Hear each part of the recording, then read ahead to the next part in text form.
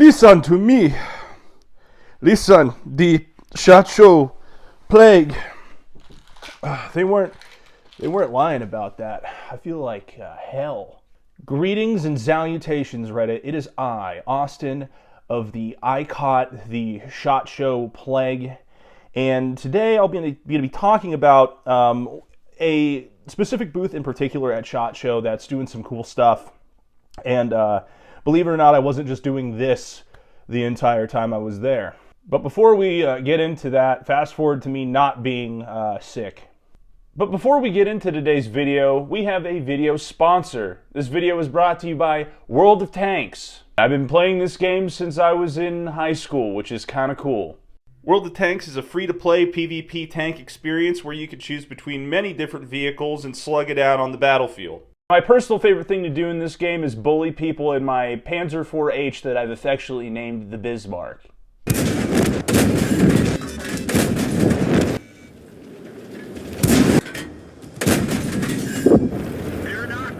Use code COMBAT and new players will receive a Cromwell B, a British premium medium tank, 250,000 credits and 7 days premium access, as well as 3 rental tanks for 10 battles each, the Tiger 131, a German heavy tank, the T-78 American tank destroyer, and the Type 64 Chinese premium light tank. Existing players that use the code and played in a little bit get 3 days premium access, a camo 2D pattern called Bargain, and 7 days rental of the Centurion Mk 5/1, or 100,000 credits if you already got it. I absolutely love this game, and I highly recommend it. Go ahead and hit the link in the description, and thank you, World of Tanks, for sponsoring today's video. Hope to see you in the lobby. Now, we're going to be talking a little bit about Navy Arms and U.S. armament manufacturing. Navy Arms is a company that is importing French government firearms, among them MOS 4956s, a myriad of government, like French Forestry Service revolvers, Mk 50s, and a lot of Enfields that were stored by the French but were actually dropped to the French resistance fighters on D-Day and were stored by the French military after the fact. So I'm going to let Marty explain it. Here with Marty from Navy Arms, and we're going to be talking about some of the stuff that they have to offer. I think it's definitely a cool deal they got going on. You want to explain some of these Enfields to the guys on the channel? What makes our Enfields special is that these firearms were dropped to the French resistance during the Second World War. Right. We know that for a number of reasons. First and foremost, we obtained them from Saint-Estier through an organization called SOFAMA, where we're purchasing them from an extension of the French government. Right.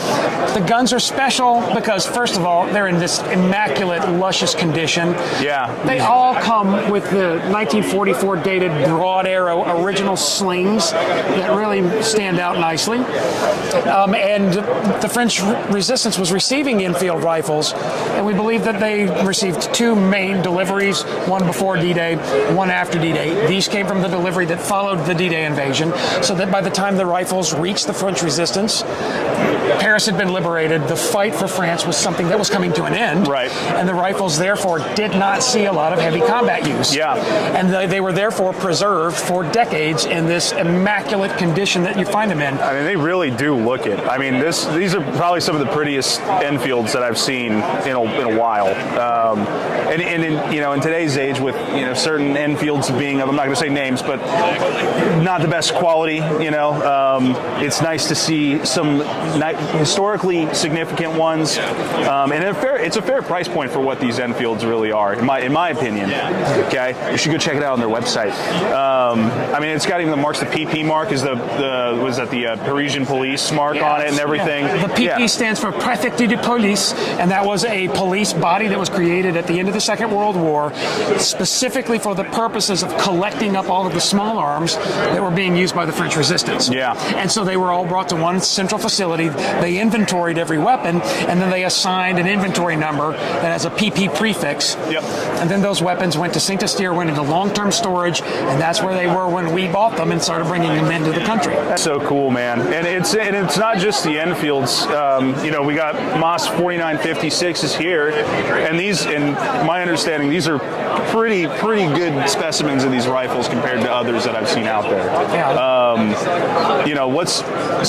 This is also from the French government as well. Right, we obtained them through the same source. They are similarly in excellent condition, and I mean it's an excellent military service rifle. Beyond the fact that it's in the 7.5 by 54 millimeter cartridge, but that's a cartridge that you can get as new factory ammo today. You can, yeah. PPU makes a great 7.5 load. They do. And these things are especially interesting. They don't have a long service life, but they have a unique and interesting service life and a unique and interesting design because, after all, they are direct gas impingement operation. Yeah. They also got a selection of pistols here. Really cool revolvers. The French Forest Service. We bought all of the revolvers that were being issued to the French Forestry Service, which included Smith & Wesson Model 10s, Smith & Wesson Model 64s, a Czech design revolver called the Alpha, and then the flagship of all is that we got a quantity of the Menurine MR88 revolver. It's a little bit of Ruger insofar as it's basically a GP101, but it was assembled and perfected in France by Menurine. And they armed French military forces, GIGN forces, and in these examples, the French ONF, or the Office National des Forêts, the Forestry Service. Yeah. And the fun thing is that the French Forestry Service was obviously not doing a lot of shooting because these guns look amazing. Yeah, clearly. I mean, these are everything here is in excellent shape. But another thing that Navy Arms got's going on, they got some good other selections of pistols. We're gonna talk about that for a little bit. Okay, I'll see you in the next clip. You can go to the next clip. Thank you. Now, outside all of that, Navy Arms also sells Type 99 barreled actions for good prices, Chinese SKSs for around 400 flat. They have a wide selection of various shotguns, side-by-sides. And if you've ever wanted to LARP as this guy from The Last Samurai, they're selling those exact Gewehr 7184s. They also have an impressive selection of semi-auto pistols, the Mk 50s.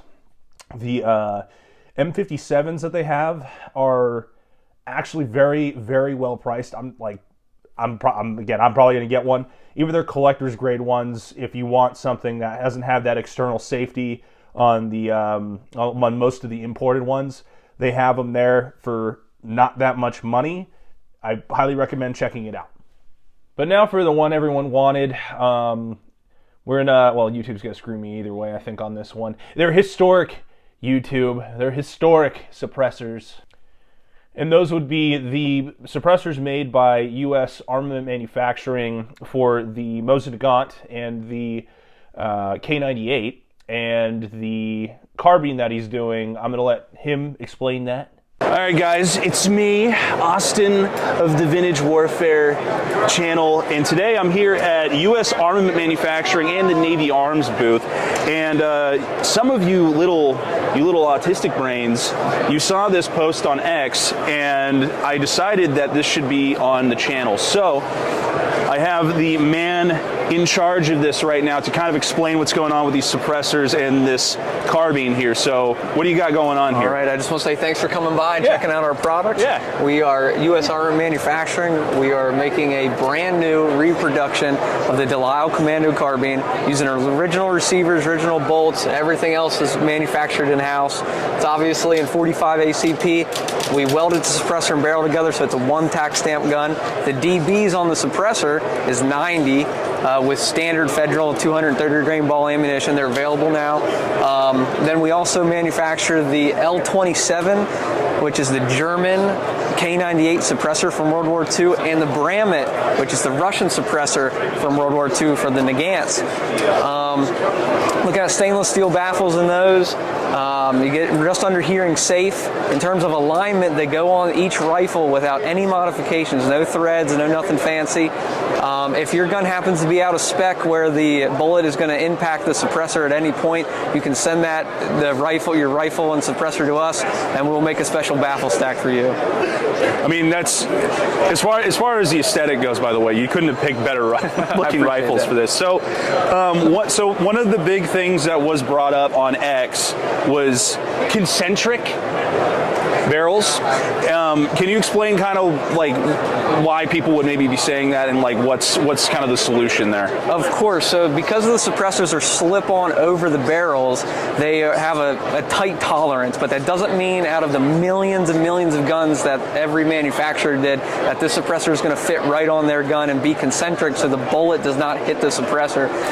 We do sell an alignment rod to check your suppressor to your rifle, and then also, like I was saying, if the alignment rod does touch the suppressor in any way, we'll get your rifle and suppressor in and make a special baffle stack, so that way you'll never have any baffle strikes. Okay. So just as an example here for those that would be interested in getting this kind of deal, so what would they have to do to just purchase something like this outright? Yes, of course. So the Delisle Commando carbine and the two suppressors, or just go to usarmamentmanufacturing.com, go to all firearms. You'll see them there. They've got pictures and their names. And the K98 suppressor and the Bramit suppressor will be available later summer, but you can put your email in to get on the waiting list. The Delisles are shipping in 30 days. You can just contact me, website. But that's going to do it for me today, YouTube. This is Austin of the... I'm going to go dry sweat out whatever I have right now, and I will see you in the next one. Later!